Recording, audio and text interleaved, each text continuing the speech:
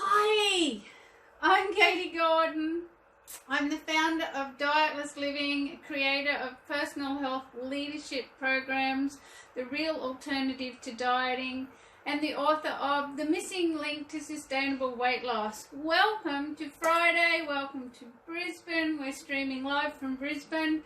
It's 1 p.m. and wow, it's a shiny day outside today. Where are you viewing in from, and what's the weather like there? Honestly, there's not a cloud in the sky. It is so bright out there. I barely even need the background light on because it's just so bright today. I'm so pleased to see you. Thank you for joining me today. Today we're talking about why you are a fridge raider and what it is that makes you get up and go to the kitchen so many times and be on the hunt for food.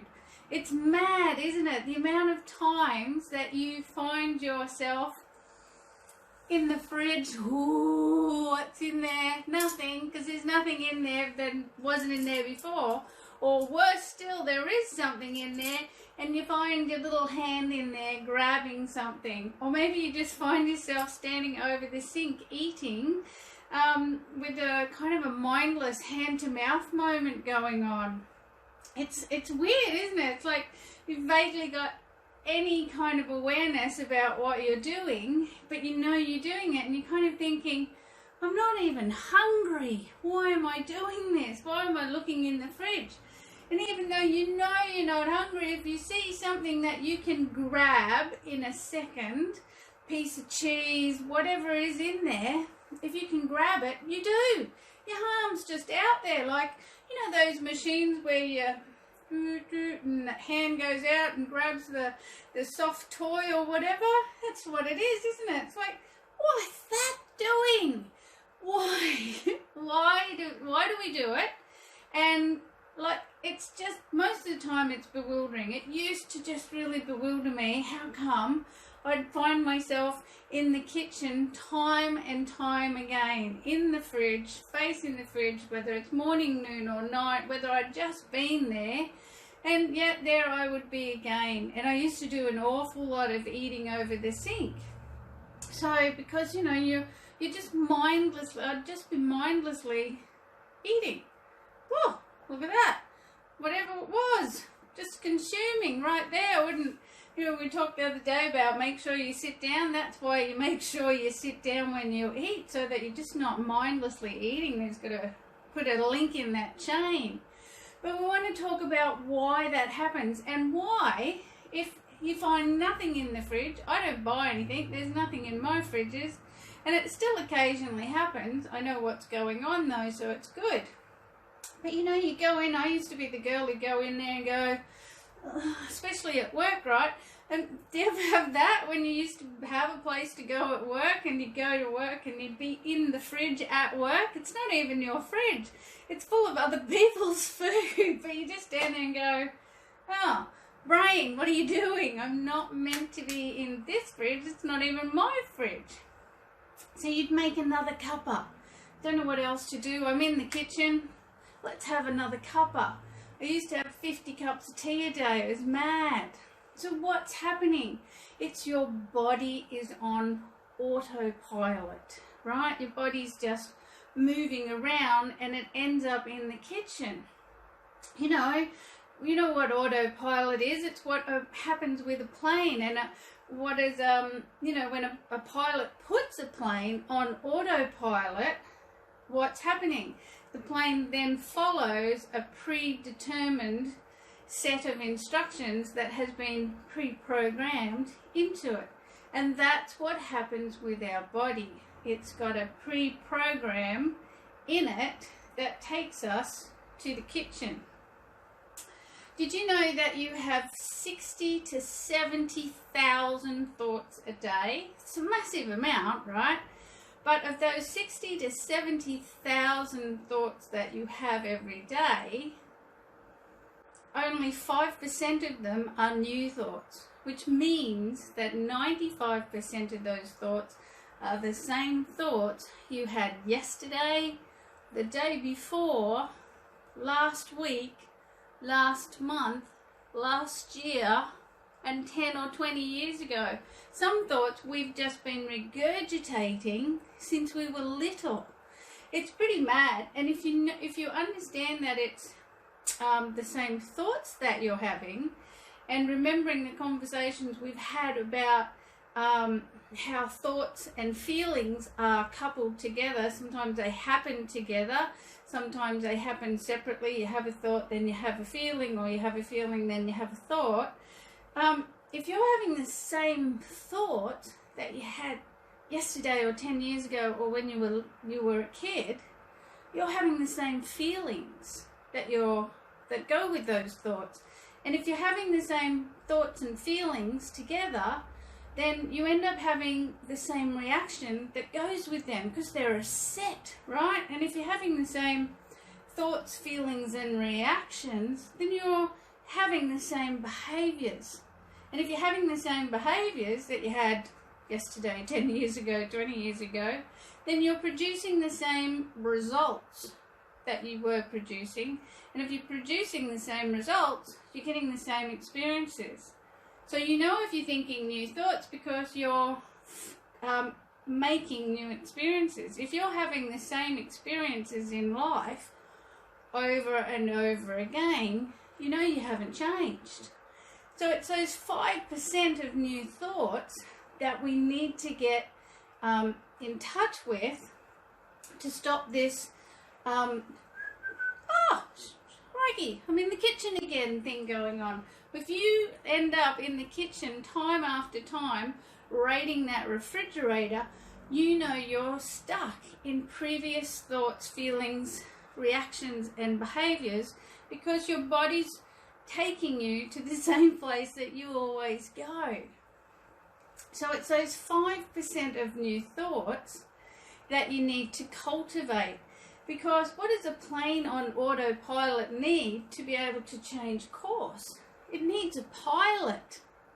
And the pilot is those 5% of new thoughts, right? If you thought about the plane as being the 95%, where it's just can be set on autopilot, it is told where to go. We tell our body where to go, but when we're not telling it where to go, it's got a set of instructions just sitting there waiting to be kicked in, because we've just taught it so many things.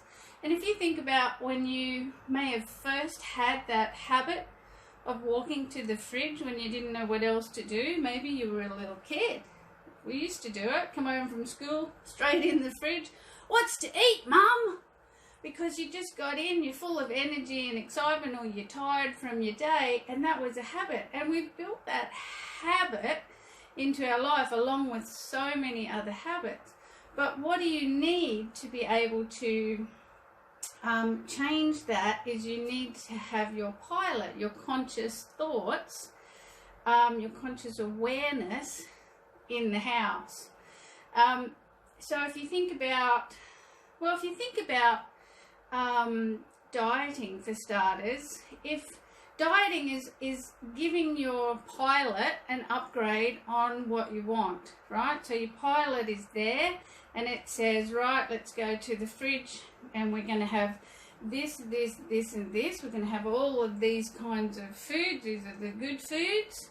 And that's really good, because you've got to think through what you're doing. They're 5% of the new thoughts, right? You have to think through what you're going to have. You've got to think through the ingredients that you're going to have, because the other way that you were eating was your autopilot, where you just go to the fridge and you get out the same stuff that you're going to have for lunch, dinner, breakfast, cook for the kids, etc. So when you go on a diet, you've got 5% of new thoughts happening. Woohoo! That's really great. But that pilot does have to go for a sleep. He gets fatigued. He gets distracted by what's happening down the back of the plane, all over the place, everything else that's happening. And that's when your 5% goes offline and all your other habits kick in. Does that make sense? Does that make sense why a diet doesn't really work, and why when we change a habit or behavior, if it's not something really ingrained, or is just a surface change, which means your 5%er, your pilot, has just been in there and gone, look, we're going to do a new habit and we're going to do this. We're going to, I've made heaps of suggestions about what you can do. You can go outside, you can stretch, you can touch your toes, you can, you know, just have a lay down for 5 seconds, because generally speaking your body is looking to have some kind of a moment. But if that's just a surface change, and it's really no different to a surface change with changing your, like going on a diet, because it's just the 5%er. It's only that 5% of new thoughts, and that's great when your pilot's sitting in the seat, but our pilot's hardly ever in the seat because we're not present with our body. Our body is doing so many things that we've taught it to do, and while we are basically, I swear if I could draw, I'd draw up on the board. Well, I wouldn't swear, but if I could draw, I would show you that you would have this body walking around on its own, and your mind is over here on its own, doing its own thing, two things independently working, because your body is doing what you've trained it to do, because that's its job, and your other parts of your unconscious mind, those 60 to 70,000 thoughts, those 95% of those, they're all focused on something in the future, something that you're planning, some problem solving over here, or some other thought over here, and they're not connected. Your brain and body's not connected. You've got to screw that head on to your body so that you are present. You've got to have brain and body in the same place, because that 5% of new thoughts is awareness, which is your mind and your body here in the same place. So it's about being able to catch yourself walking into that kitchen, or getting up from the couch, or actually noticing, because what you'll notice if you start to bring that awareness in, bring that 5% in, bring your pilot in and sitting back in the seat, is have that, you'll be sitting on the couch and all of a sudden you'll get a thought, and it'll have a picture of a food that's in your refrigerator, or it'll have a picture of a food that will have you getting up to see if it's in your fridge, even though you know it's not. But your brain will go, what else have I got that's similar? And so what you have is a picture first, or sometimes it feels like a feeling first. For some people, they get a sound first. It's almost like somebody whispers in their ear and says, maple syrup, or whatever. But that's when your body goes, righto, got it, thank you very much, and off it goes. And half the time you may not even be aware. I remember when it would be, I'd be at my computer, I get frustrated with something, or I get kind of, start thinking about something I have to write, or a problem I have to solve, and you can't kind of do it straight away because you've got to think about it, and the body goes, great, let's get up. And I would be in the kitchen and going, but how did I get there? I catch myself now, if I'm in a hurry to do something, if I'm in a hurry to get something done on the computer and it's not happening quick because I have to think about what I'm doing, I can catch myself. I've already spun out of my chair and I'm about to get up. And I think, where are you going? Hello, body, where are you going? Because my pilot's in the seat. If you start to be aware, you will start to find yourself aware that you're about to become a fridge raider, and that you're about to go on the hunt for food. And if you can feel, I almost feel like Steve Irwin remembering, go, oh, and we're just hunting this crocodile. But that's what it's like. Oh, I'm on the hunt for food. So what it is about keeping your pilot in the seat so you can keep your self on track and not put yourself into autopilot, because it's autopilot that has got you traipsing a cow path to that fridge. We have just these few selection of things that our brain does. It doesn't take you to your bedroom and have a lay down, which is probably what you need. It doesn't take you outside for some sunshine, which is something else that you probably need, because we didn't train our body to do that. We didn't teach our body to fill in time by doing those kinds of things. Our body's been trained to go to the fridge. For whatever reason we've done that.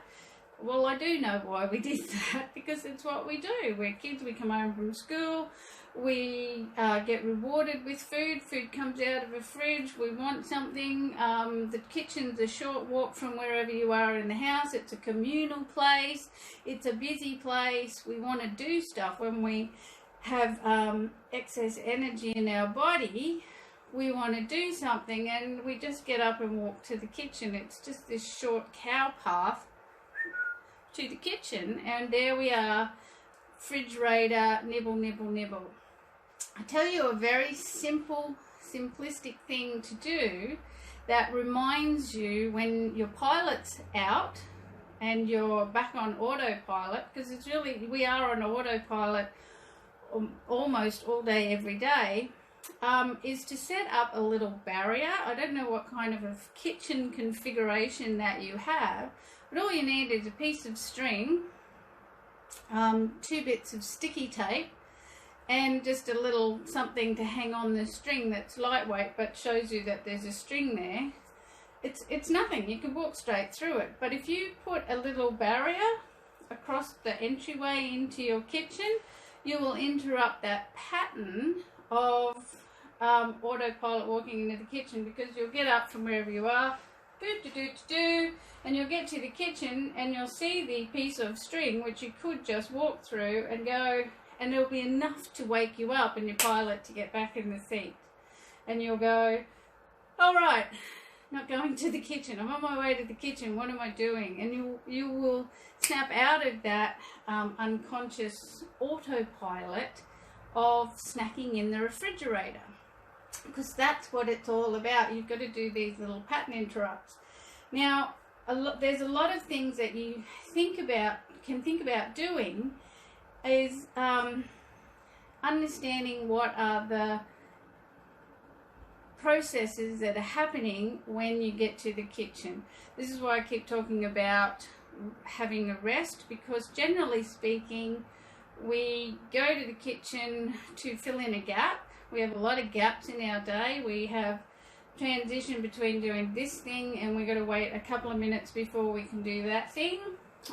We've just settled the kids down and I've got to make tea soon, but it's too soon, or I've got to go out and do, well, we don't go out for much at the moment, but you know, we have these different tasks. So I have the task of doing the live every 3 times or 6 times a week. So on a day like today, where I have a live at 1 o'clock, I've got to do the preparation for it, prepare the talk, prepare myself, get my hair and makeup, my clothes, and then I've got to time it, because I've got to be standing here at 1 o'clock. So I end up with these gaps. I end up with a half an hour gap or an hour gap, and then it gets closer and closer, and I've just got 5-minute gap between before the live starts, or 10 minutes or 15 minutes. So what do? It's not enough time to do anything. It's not really enough time to get my head into a task or, you know, anything specific. And what my body would still wants to do, but I'm aware of it, goes, I've got 5 minutes, let's just go to the kitchen. To do what? To have something to eat, silly. But that's not what we do, and so that's not what I do. But that still happens, because my brain goes, I've got 5 minutes, what am I going to do? I can't do these, I'll just go to the kitchen. And that happens for a lot of people, where you just go, I'm in between things. You know, like I got home yesterday. I had been out all day. It was late when I got home. I had to go and do some things with my mum, and I got home, and my brain, and now I had a gap between getting home and the thing I needed to do next. What do? There I am. My body goes, we go to the kitchen. And I've set up a couple of things that I can do in the kitchen to fill in that gap.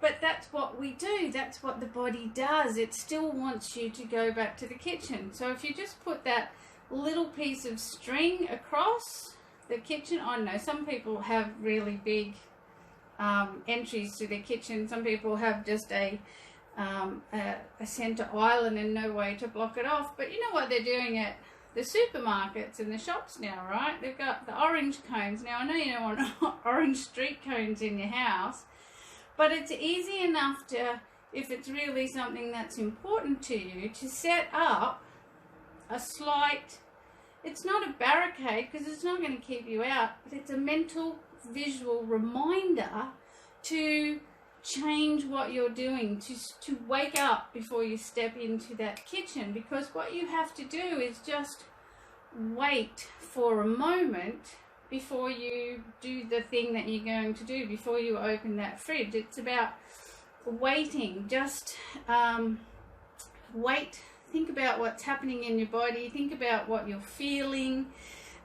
Just reassess the situation. Okay, where am I? Where am I at? What am I going to do? Use some of those new 5% thoughts, that part where your mind and body are here together and present and aware what's happening. You can catch yourself. You've done it. You've been mindlessly aware that you're eating. You just didn't know what to do when you became aware of that. So now you can do that. You can go, okay, that's where I'm at. What am I doing? What am I about to do? Identify what you're feeling or what gap you're filling in, because we are filling in gaps all the time by going to the kitchen. Identify what the gap is that you're filling in, and then turn around and think about what else you can do. And that's just as simple as go outside, lay down for 5 minutes. If you've got 5 minutes, just sit down. If you're filling in like when I'm filling in for a live, I just sit on the couch, close my eyes and put my music on for a minute and do like a 5-minute meditation. I set the timer, I'm good to go. Just take that 5 minutes. If you had more transition times in your day and gave yourself 1 minute or 30 seconds or 2 minutes between tasks, if you just took that minute to go, right, I finished cleaning the floors, and usually we rush into the next thing, and then the next thing, then the next thing, and somewhere along the way that leads us into the kitchen. If you took 1 minute between each task, I finished cleaning the floors, right, what's my next thing? And think about what your next thing is, and then just give yourself 30 seconds, 60 seconds to orientate with, that's what I'm going to do. And then when I finish that, I'll do that. So you've pegged out the next 2 steps, but when you finish the next thing, finish. Right, that's what I'm finished. And then have a minute to go, I'm going to do that next.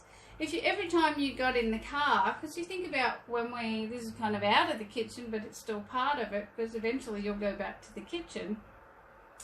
When you get into the car, we just get in, shut the door, belt on, and turn the key, and off we go. But if you took 60 seconds when you got in that car and went, right, I'm in the car, I'm going somewhere, and to give your mind and body a moment to catch up with each other. We're racing around, our brain's back here, our body's over here, and our brain's trying to catch up. If we did that multiple times through the day, you would find that you have less instance of walking to the kitchen. Does that make sense?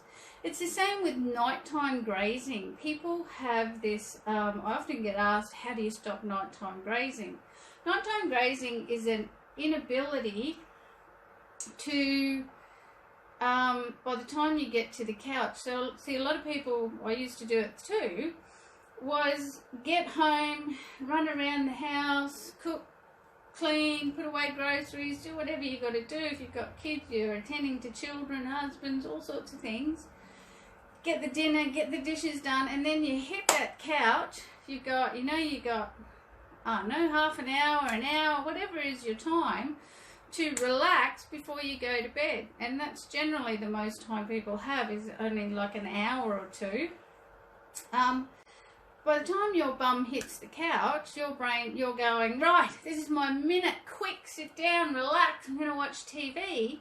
But because you've been running at 45 miles an hour to get all this stuff done, dragging your brain around, by the time you get on the couch, your mind says, great, let's watch TV and relax, flick back the recliner, stick your feet up, but your body's still revving at 1,000 miles an hour because you've been running it on adrenaline to get all of that stuff done. And so when you sit down, your body goes, man, do you know when you stop a car, if you're driving a car down to a set of lights and suddenly turns red and you stamp on the brakes, boom, everything goes forward and you sort of come to this stop and you're like bobbing around in the car while you reorientate yourself to the fact, get yourself back together. But if you're coming down to a set of lights and you can see that they're about to turn red, you're changing down through the gears, you're applying the brake, you're slowing down, and by the time you get to the lights, you've stopped and you're relaxed. Nothing's jostled around, and we need to think about ourselves in that way throughout the day to stop this nighttime grazing, because you're going to get to the couch at 8 or 8:30, whatever your time is. You need to have already changed down through your gears before you get there.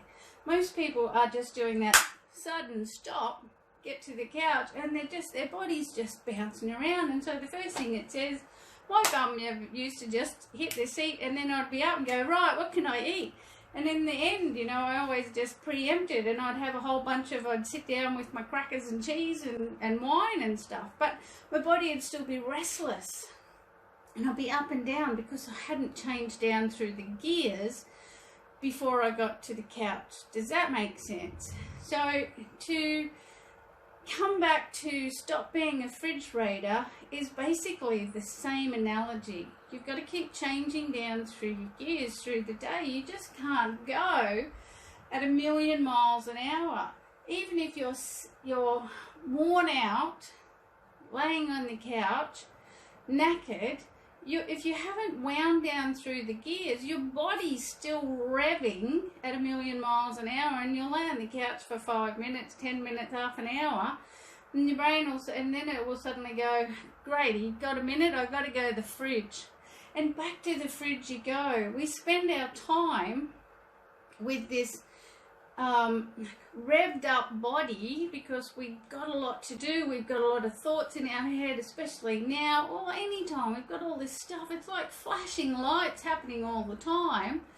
But we need to wind down the gears, have those transition moments so you can just relax. Take that minute between each task that you do through the day is really helping you to get back down through the gears. And so by the time you get to the end of your day, you've not only avoided going to the kitchen 50 times and revving up your body with calories and foods that you don't need, and if you haven't done that, you've also built up an appetite, so then you've probably sat down and eaten a nice full meal.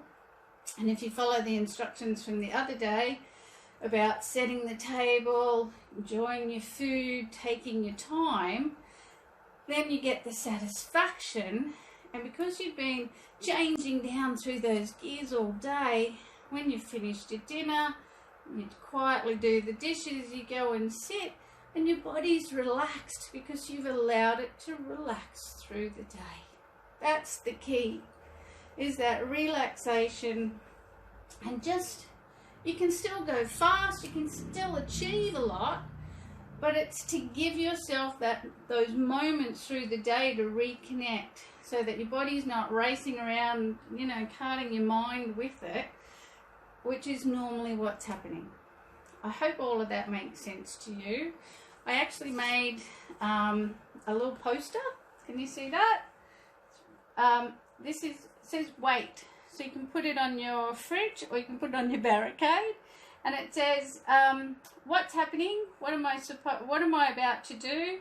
A is assess the situation. What's happening in your body? I is investigate and identify your thoughts, feelings and behaviors. T is turn around.